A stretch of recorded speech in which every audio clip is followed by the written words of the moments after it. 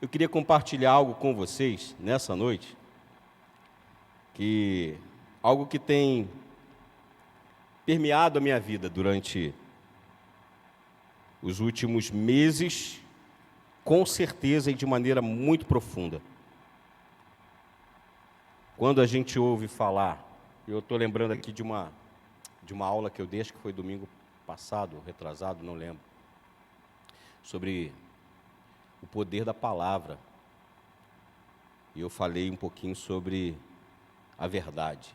O que é a verdade? Jesus Cristo é a verdade que liberta. E conhecereis a verdade, e a verdade vos libertará. Eu falei um pouquinho sobre essa verdade. Essa verdade ali, nesse texto de João, no grego, é aletheia. Sabe o que é isso, aletheia? É uma verdade absoluta. Uma verdade que não há nela sobrenaturalidade, não há nada de sobrenatural. É verdade, ponto. E ela liberta. Liberta pelo conhecimento. O que há de sobrenatural nisso? Nada. É conhecer, é pesquisar, é entender, é estudar, é analisar a verdade que é Cristo.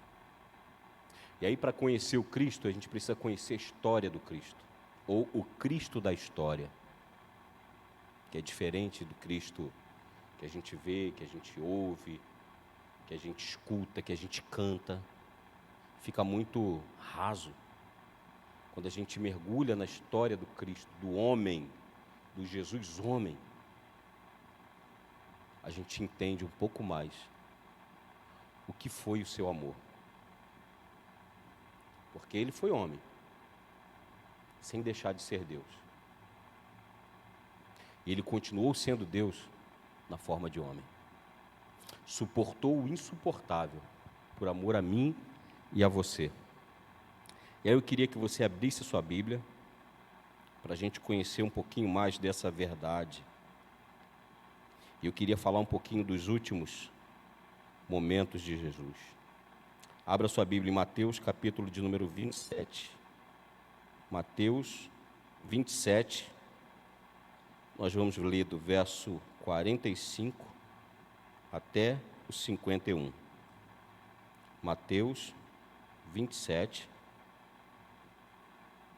do 45 ao 51.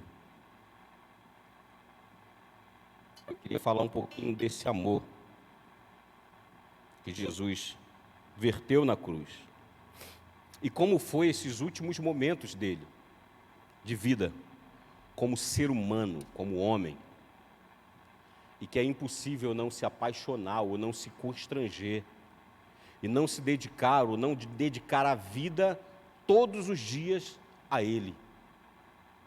Não importa qual seja a tua condição hoje, mas eu tenho certeza que você terá o encontro com essa verdade. Minuciosamente. Eu quero compartilhar com você alguns detalhes disso. Consegue colocar aí o texto para todo mundo ler? Tem alguém em cima? Está lá embaixo? Todo mundo tem Bíblia aí? Você consegue ver alguém aí do lado aí que não tem Bíblia, ou ainda que seja no celular, você consegue compartilhar o texto aí, compartilhar o celular, para que todo mundo tenha acompanhe essa leitura? Em nome de Jesus, principalmente alguém que você está vendo aí que é visitante, que está aí. Não deixe de ler, não. Acompanhe, de alguma forma, acompanhe. Você vê que aqui está acompanhando? Aí atrás de você, Lucas. Tem aí? Tem? Vamos lá, posso ler? Mateus capítulo 27, 45 a 51. Diz o seguinte: E desde a hora sexta, houve trevas sobre toda a terra, até a hora nona. A minha versão pode estar diferente da sua, mas você vai entender que o conceito é o mesmo. E desde a hora sexta houve trevas sobre a terra até a hora nona. E perto da hora nona, exclamou Jesus em alta voz, dizendo: Eli, Eli, lema sabactani, isto é, Deus meu, por que me desamparaste? Verso 47. E alguns dos que ali estavam ouvindo isto diziam: Este chama por Elias, verso 48. E logo um deles, correndo, tomou uma esponja e embebedou-a de vinagre, e pondo numa cana, dava-lhe de beber. E outros, porém, diziam: deixa-o, vejamos se Elias vem livrá-lo. Verso 50. E Jesus, clamando outra vez com grande voz, entregou o seu espírito. E eis que o véu do templo se rasgou em dois, de alto a baixo, e tremeu a terra, e fenderam-se as pedras. Senhor, obrigado pela leitura da Tua palavra, Pai. Ela por si só é poderosa para transformar qualquer realidade. Somente a leitura. Não há nem necessidade de explanação, de explicação, de esmiuçar, porque ela é viva e eficaz. Ela traz à tona a vida que há oculta, que há escondido, que mora dentre as letras, os caracteres. Ela é viva. E ela nos garante que ela penetra a alma a ponto de dividir juntas e medulas, para gerar vida, consciência e transformação de mente. Faça isso, Deus, nessa noite, em nome de Jesus. Amém. Que amor é esse? A pergunta que eu faço. Que amor é esse? Que fez com que um Deus entregasse tudo que ele tinha, um único filho, para se esvaziar, para se humilhar, tomar uma forma de homem, semelhante a eu e você, se submeter às piores situações, por amor a mim e a você. Que amor é esse?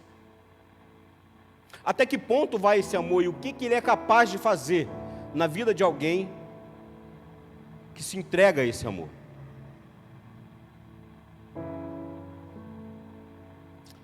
Eu lembro de um comentário que eu fiz, do Jesus que chora, que sente dor, do homem que se humilhou.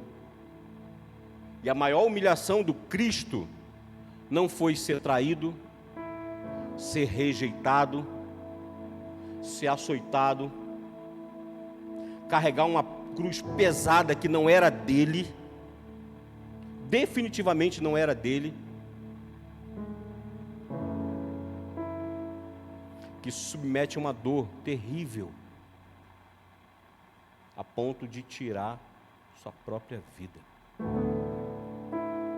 Que leva um homem, um Deus homem, a fazer isso? Se submete à lei e cumpre a lei. E ele começa a sentir a dor bem cedo, ao 8º dia de nascido, bebê, que veio para cumprir a lei, e com 8 dias de nascido ele é levado a circuncidar-se, e passa pela circuncisão, dolorosa. Muitos não sobreviviam por infecção. Ele venceu a dor, caminhou, cresceu, cumpriu o seu chamado, cumpriu a sua missão, cumpriu o seu objetivo e foi para a cruz, por amor a você e a mim. Agora eu queria falar um pouquinho desses últimos momentos de Jesus, os últimos dias, os últimos instantes de vida dele. Como isso deve ser, a gente deve acordar todos os dias, lembrando desse dia, desse feito histórico, que mudou a realidade do mundo, que te trouxe aqui, para que você tenha um recomeço, para que você viva um recomeço, porque Ele te amou primeiro, antes de tudo, Ele te amou primeiro. Tem um texto de Apocalipse que diz que o Cordeiro foi morto antes da fundação do mundo. Quem é o Cordeiro? Cristo. Antes da fundação do mundo. Eu gosto muito sempre de repetir isso. Antes, lá atrás na criação, antes de Deus dizer haja luz, Ele já havia dito haja cruz. Porque eu sei que eles vão precisar. Eu sei que esse é o único caminho para restaurar famílias, para restaurar a juventude. E eu perdi a minha. Curti do meu jeito, do pior jeito que poderia se achar que poderia curtir. Não tenho vergonha de dizer, mas eu perdi a minha juventude nas drogas. Sem Cristo, sem Deus. E se eu soubesse quanto isso era maravilhoso, eu tinha evitado tanta coisa. Se eu tivesse conhecido essa verdade, se eu tivesse tido contato com esses detalhes da vida do Cristo da história, tudo seria diferente. Mas hoje eu não lamento por nada do que eu vivi. Tudo foi lição. Muitos sabem aí, dia de sábado a gente vai para o evangelismo, vai lá para dentro do Salgueiro, vai para Itaúna, vai para a rua aqui em Nova Cidade, em Trindade, pregando o evangelho, evangelizando, com um copinho de água. E para a glória de Deus, através do meu testemunho, através da minha história de vida, muitos viciados, traficantes, têm se convertido. Nada foi em vão. Deus me preservou. Mas eu poderia ter uma juventude muito mais saudável. Eu poderia hoje estar voando longe, para frente, na presença e no propósito de Deus. Por isso eu quero te desafiar nessa noite. Atenta-se para a verdade. Busque conhecer a verdade. Mais do que se canta ou do que se prega. Busque conhecer a verdade nos detalhes. E que essa noite seja um encontro com essa verdade que vai mudar o rumo da história. Eu não sei como você chegou, eu não sei quais são os seus traumas, eu não sei qual é o desafio que você enfrenta na sua vida pessoal, ou talvez na sua casa, com a sua família, com os seus pais. Mas hoje é o dia que a realidade vai mudar. Creia nisso. O amor de Deus revelado na cruz, ele é suficiente para trazer o perdão e a garantia da salvação e da vida eterna. Quando eu falo que o amor de Deus é suficiente para trazer o perdão, não há pecado que Ele não possa perdoar. Ouça isso. Não há pecado que Ele não possa perdoar. Ele morreu por você. E aí, como eu disse, esses últimos momentos de vida de Jesus mostram uma agonia, um sofrimento que é incomparável. Que não há como mencionar ou dimensionar a dor que ele sentiu no caminho para o Monte da Caveira, onde ele foi crucificado. Que amor é esse? Quais são os benefícios desse amor? E qual é a eficácia desse amor? Que foi exposto com preço de sangue. E aí, em primeiro lugar, o amor de Deus é suficiente para perdoar qualquer tipo de pecado. Ele tomou sobre si todos os pecados de toda a humanidade, em todos os tempos. desde o primeiro ao último Adão.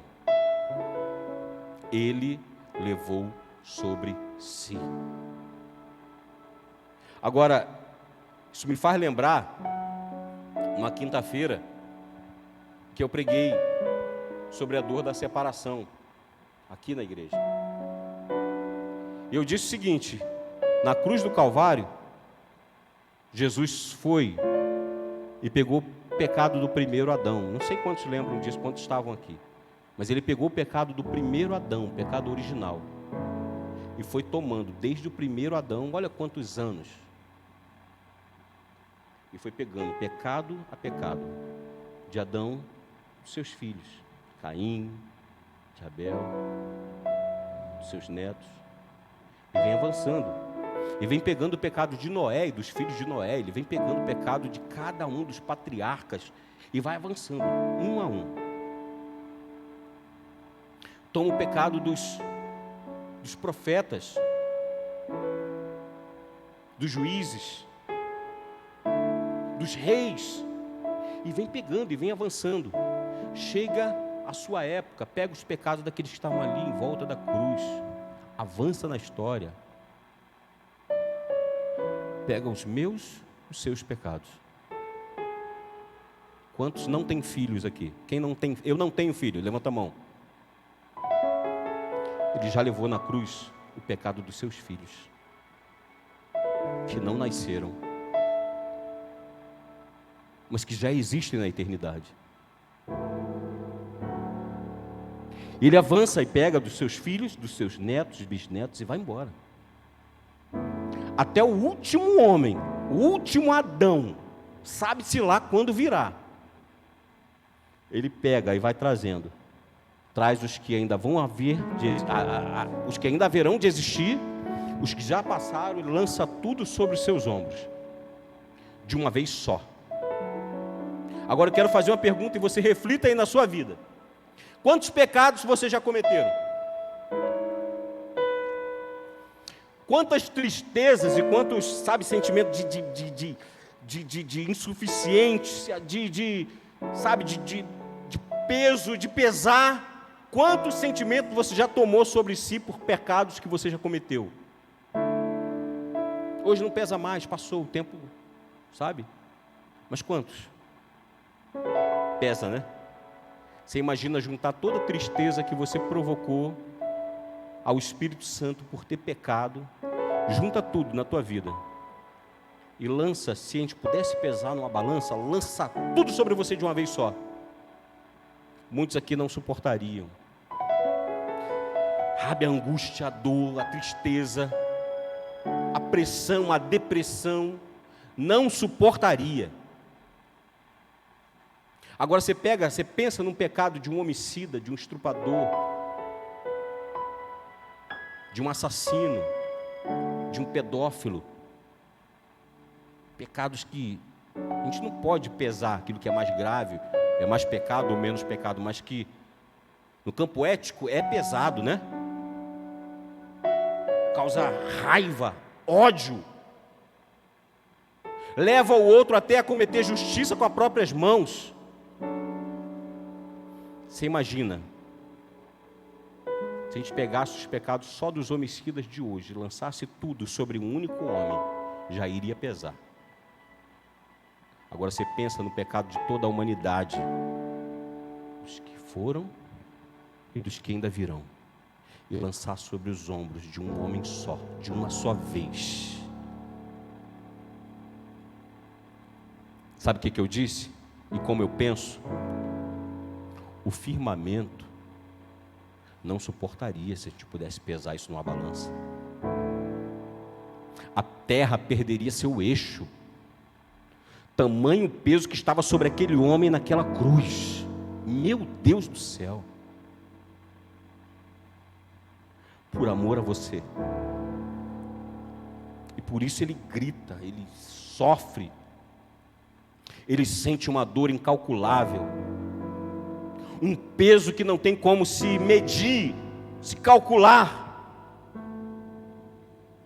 E a única coisa que ele fala é: por que me abandonaste, meu Pai? Porque Deus não tem comunhão com o pecado.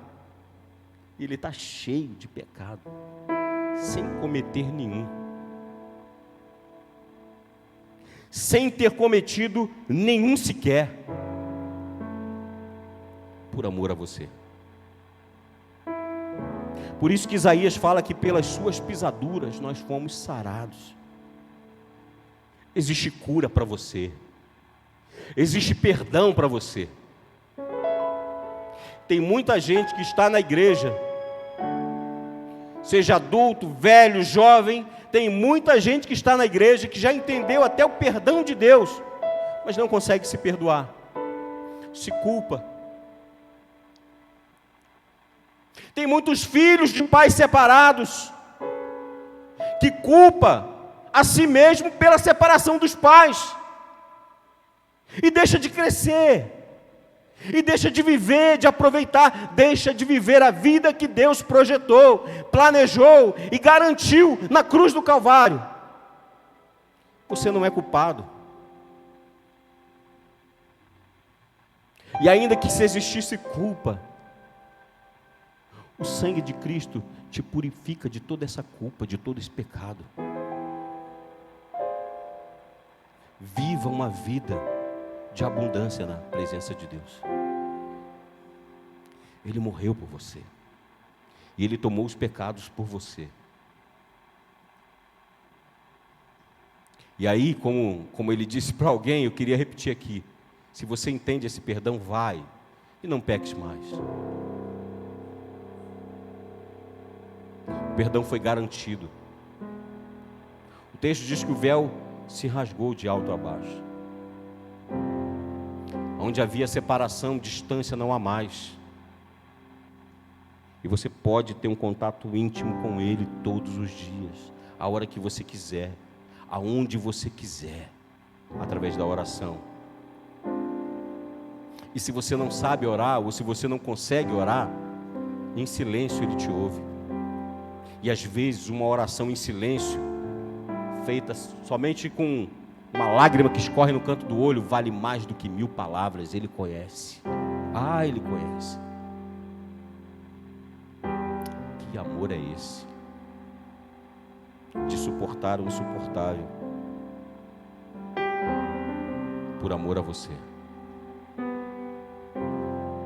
Ele perdoa qualquer tipo de pecado. O amor dele é suficiente para te purificar. Segunda lição que a gente pode tirar da vida do Cristo e do seu amor é que o amor dele é suficiente para restaurar qualquer relacionamento. E eu queria trazer pelo menos quatro tipos de relacionamento.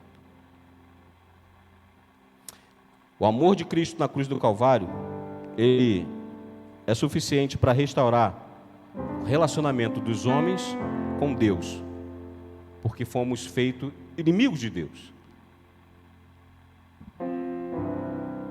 E ele vem para trazer comunhão, perdão, reconciliação entre nós e Ele.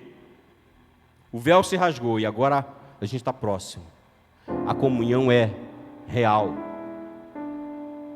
Segundo tipo de relacionamento que Ele quer restaurar é o de relacionamento do homem com seu semelhante. Porque o homem tornou-se inimigo da própria raça. Morre, mata, destrói um ao outro. E o que Deus fez através da cruz é trazer comunhão. E o lugar da comunhão está aqui. Se você precisa de amigo e não encontra lá fora, saiba que aqui você vai ter amigos mais chegados do que irmão. Isso é evangelho. O relacionamento entre os homens, entre vocês e a pessoa que está do teu lado, entre você e seu irmão que dorme na mesma casa que você, precisa ser restaurado. Quando o evangelho entra, quando a compreensão do evangelho entra, esse relacionamento precisa ser restaurado. E é uma escada. Quando você tem um relacionamento restaurado com Deus, automaticamente você passa a amar o outro. Você perdoa aquela ofensa. E você aprende a lidar com isso. Terceiro relacionamento. A cruz do Calvário, o amor de Cristo veio restaurar o relacionamento você com você mesmo.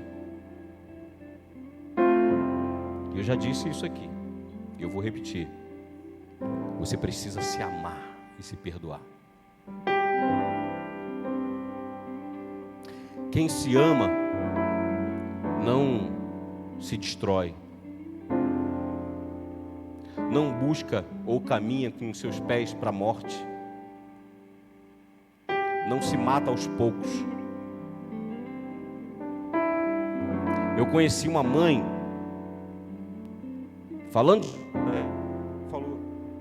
ela virou para mim e falou assim, antes de eu falar alguma coisa, já evangelizava, já era, sabe, ela era cristã, mas ela tinha 2 filhos perdidos. E um deles, um jovem, era muito viciado, muito drogado, muito. E quando eu cheguei na casa dela para falar de Jesus, ela falou assim, Mauro, antes de você falar qualquer coisa, eu quero te dizer o seguinte, que alegria eu tenho, ou que motivo eu tenho para servir a Deus, para tomar um banho agora e ir para a igreja, porque eu sei que você vem me buscar para o culto. Braba demais. Que motivo eu tenho para querer ir para o culto ou para servir a Deus, vendo meu filho assim? Ela apontou para o filho dela andando assim, de um lado para o outro, drogado, alucinado, transtornado, muito drogado. Eu olhei e falei assim, cara, eu talvez na condição de pai eu não teria força. E ela começou a chorar, falou assim, meu filho está morrendo aos poucos, e eu estou morrendo junto com ele. E o garoto estava morrendo mesmo. Ele iria morrer, ia ser executado. Aí é uma outra história, depois, se Deus permitir, um dia eu conto aqui o testemunho dessa irmã. Ele ia ser executado numa noite, quando um tio apareceu e levou ele embora. Ele ia ser executado, estava devendo o tráfico. Deus enviou um tio dele lá que achou ele, não sei como, descobriu o paradeiro e falou assim, pegou o garoto e levou embora, sem saber de nada. Era Deus que livrou o garoto. Hoje está restaurado. Eu conto depois essa história, mas ela virou para mim e falou assim, meu filho está morrendo aos poucos, e eu estou morrendo junto com ele. Por onde teus pés têm caminhado? Qual tem sido a direção do teu caminhar? É para a vida? Jesus veio para restaurar o relacionamento entre você e Ele, você e o próximo, e você com você mesmo. Perdoa-se. Perdoa-se. Ama-se. Você não é pior do que ninguém. Você é único, é especial, é exclusivo. Deus te fez diferente de todo mundo, não há ninguém como você. Ninguém. E isso é motivo para você festejar. Entenda o amor de Deus. E por último, quando fala que o amor de Deus é suficiente para restaurar qualquer relacionamento, é com a criação. A terra, tem um texto que diz que a terra geme e desfalece. Geme e desfalece. O homem destrói seu próprio ambiente, sua própria casa, sua própria morada. É por isso que a gente fala muito de cuidar com a natureza, de cuidar com o meio ambiente, de cuidar daquilo que é lugar da nossa habitação, cara. E uma vez eu falei numa escola dominical, eu falei assim para um senhor, quem aqui já tomou um copinho de Guaravita ou comeu uma balinha e já jogou assim da janela do carro? Quem é que joga na rua? Aí, faço isso. Era um diácono. Eu falei, infelizmente eu tenho que dizer que você ainda não foi totalmente restaurado por meio da cruz com a criação. Tu está destruindo a tua casa. E o Evangelho não te permite fazer isso. Você vai cuidar, não vou jogar no lixo. São detalhes. O Evangelho, a cruz, o amor de Deus tem poder para restaurar o relacionamento nosso com a criação. É Por isso que ela geme e desfalece. Terceiro lugar. O amor de Deus é suficiente para mudar circunstâncias. Abra sua Bíblia em João.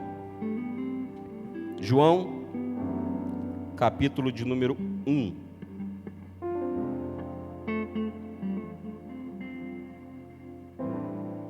Verso 42.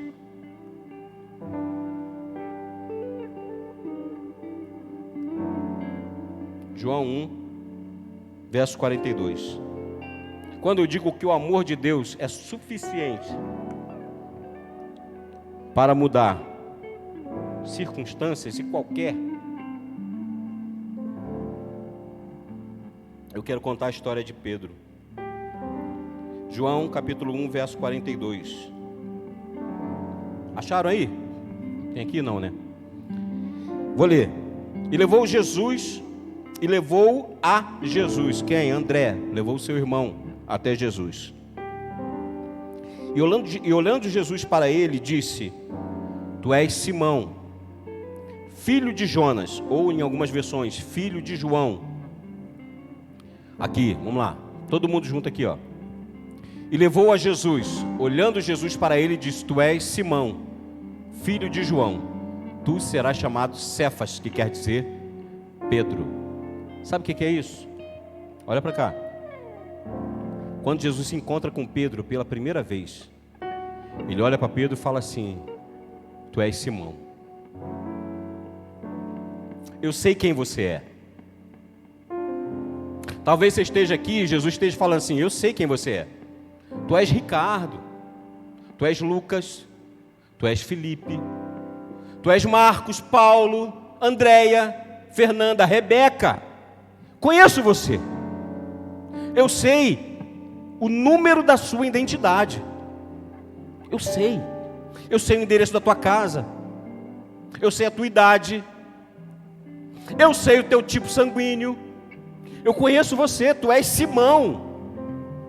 Eu conheço o teu presente. Eu sei que você está passando agora. Eu sei que você veio para a igreja hoje, mas você está encarando lutas pessoais, íntimas, que ninguém sabe.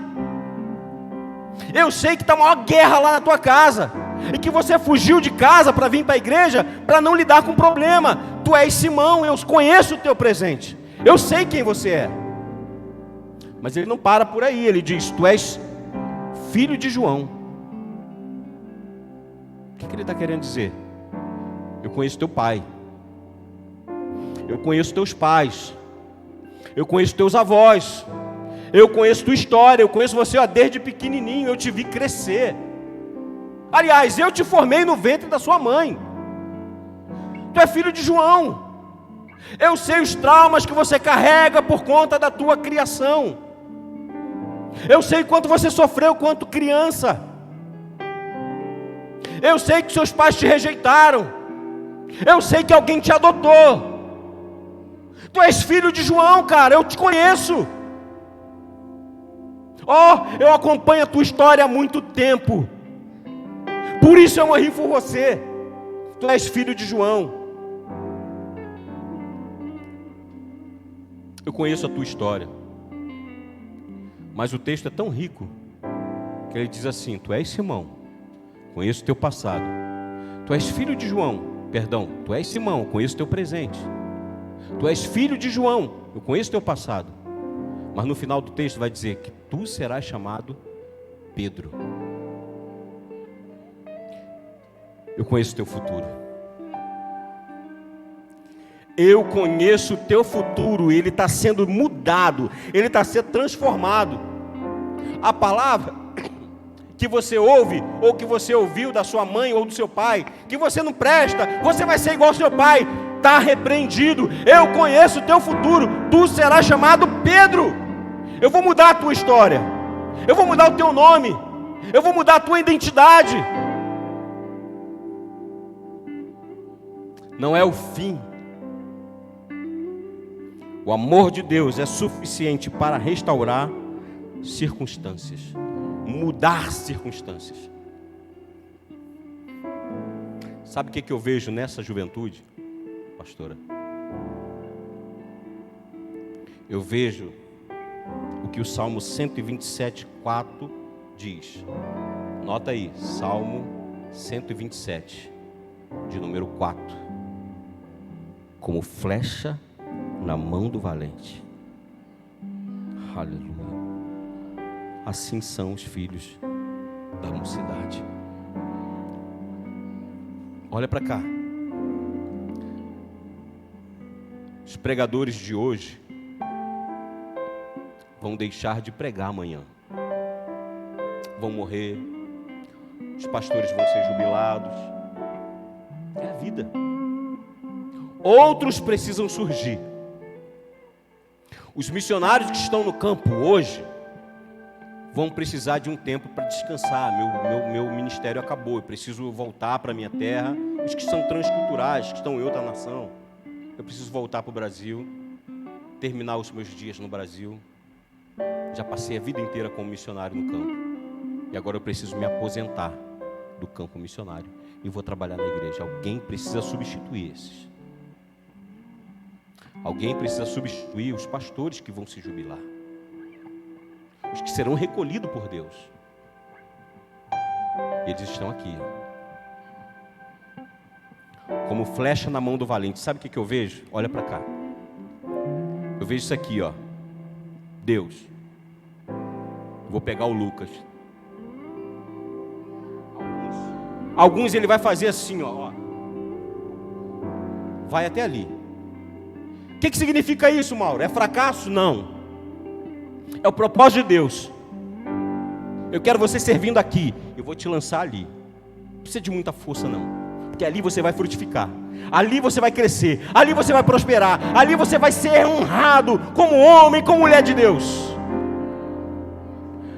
Mas tem uns que estão aqui sentados,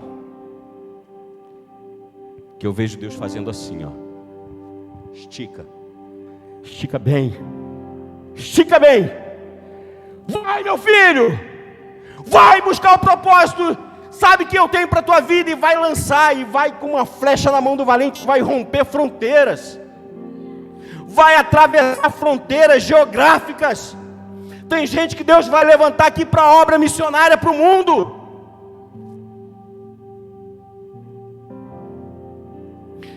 Você talvez esteja aqui, e eu estou falando isso diretamente para alguém, eu tenho certeza, que você sabe que recebeu uma palavra de Deus para missões. E que parece que as circunstâncias dizem não. Mas o amor de Deus transforma circunstâncias. Eu conheço o teu presente. Eu conheço o teu passado. Eu sei que até agora tudo está propício a naufragar. Mas eu também conheço o teu futuro. Tu serás chamado Pedro. Ó, eu estou te lançando. E é para longe. Você crê nisso? O amor de Deus na cruz do Calvário é para isso. Para cumprimento de propósitos. Para salvação. Que amor é esse? Que amor é esse? O texto que nós lemos diz que da hora sexta até a hora nona houve trevas na face da terra. Sabe o que é isso? Até o sol se recusou a ver aquela cena horrorosa de dor. O texto que nós lemos diz que os montes se estremeceram, a terra se abalou. Tamanha dor do Filho de Deus.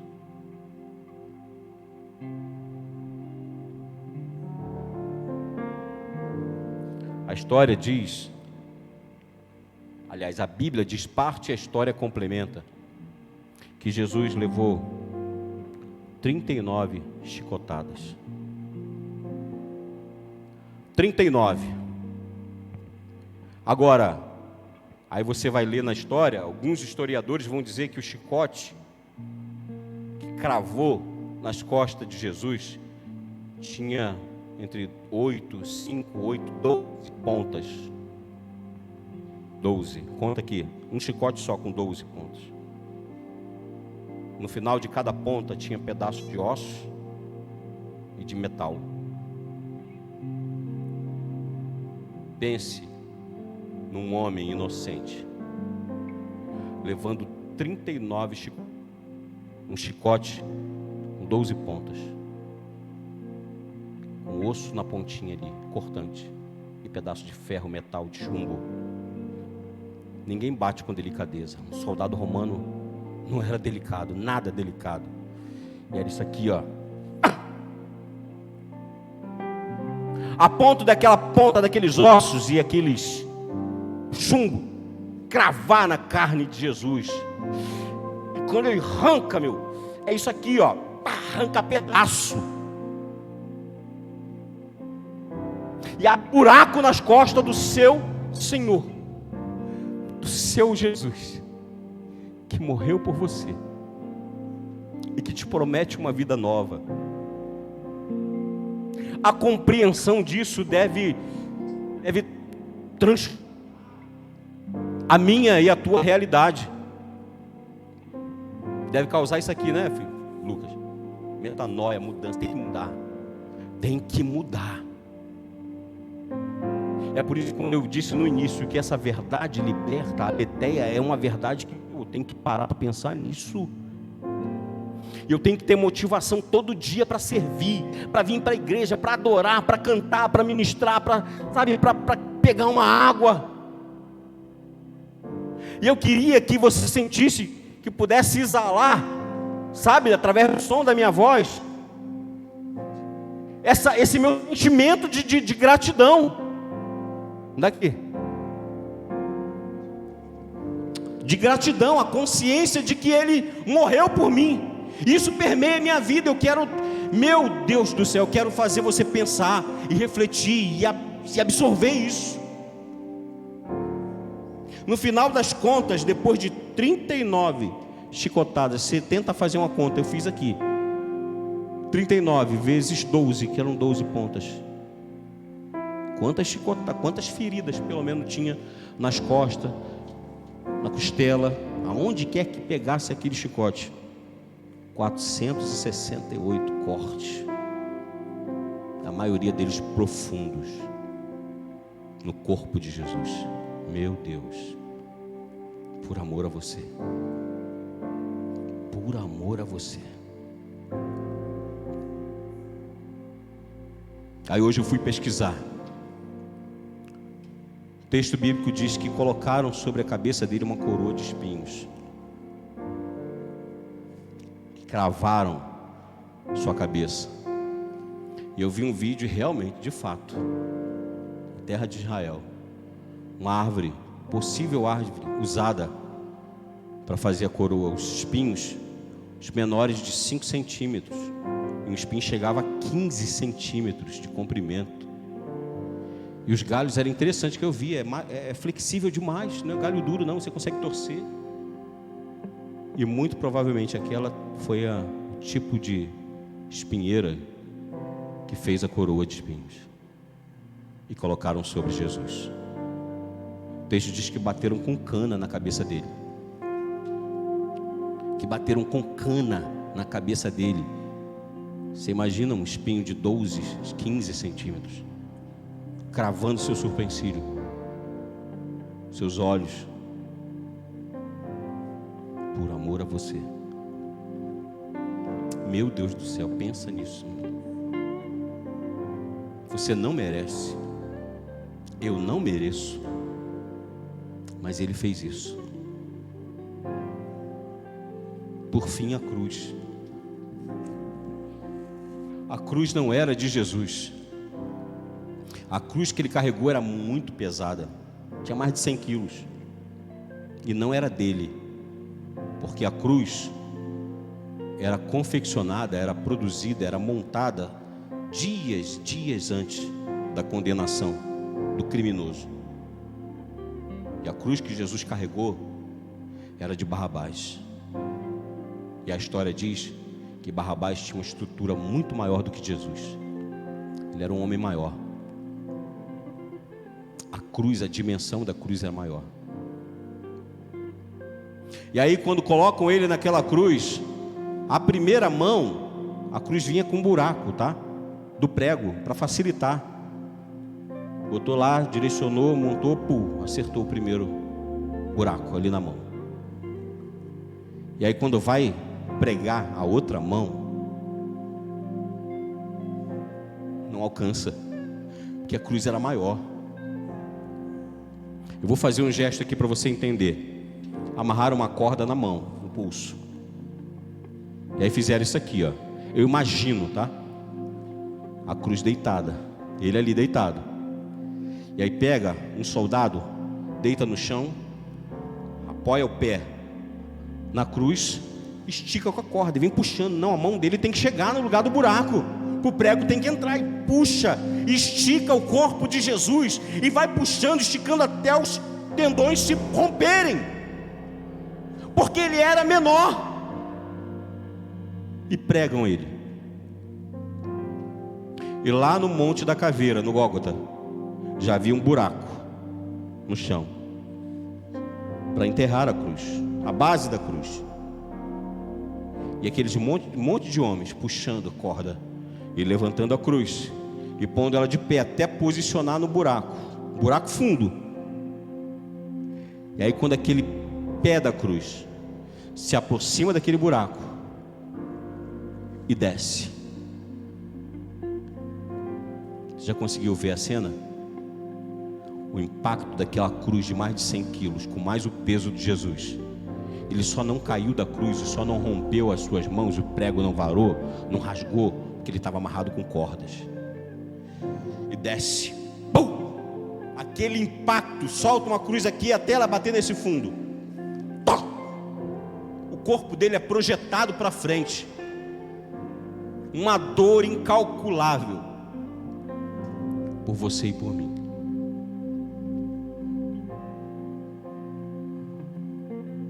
Esse é o Evangelho. Esse é o amor de Cristo por mim e por você. Se apegue a isso. Talvez você nunca tenha antes pensado sobre esses detalhes de como foi esses últimos momentos dele. E nunca se perguntou: que amor é esse?